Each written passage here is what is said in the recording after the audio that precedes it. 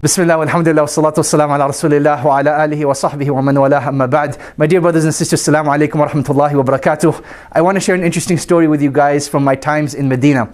So we're attending a fiqh class and we're asking our teacher, tell us some interesting stories from when you were a student at the university.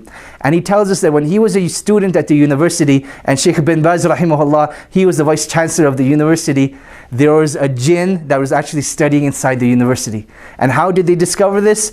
Basically one night, as they're inside the dormitory, everyone's getting ready for bed, and everyone inside the room, there's 6 people per room, they start arguing who's going to turn off the lights, because it's always a hassle. You have to turn off the lights and go to your bed.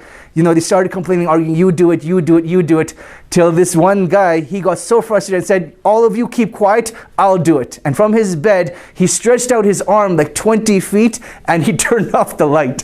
And from then, all the guys inside the room, they got scared, they panicked, they ran out of the room, and none of them wanted to come back. So the next morning, they go to the vice chancellor's room, Sheikh bin Baz rahimahullah, and they start telling him, look, this is what happened in the middle of the night. He stretched his arm and there's a jinn studying with us. What should we do?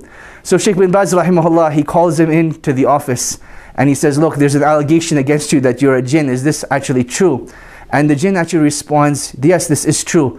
I accepted Islam and I want to study the deen. And I was told that the University of Medina was the most illustrious university to study at, so I decided to come. And I knew that if I stayed in jinn form, you wouldn't let me stay. So I decided to change myself into human form and decided to study here. When Sheikh bin Baz rahimahullah, he heard this, he said, you know what, I apologize, I regret to inform you, but you can't stay with us anymore. And he actually expelled the jinn from the university. And anyone that studied during that time, this is like the notorious story that goes around.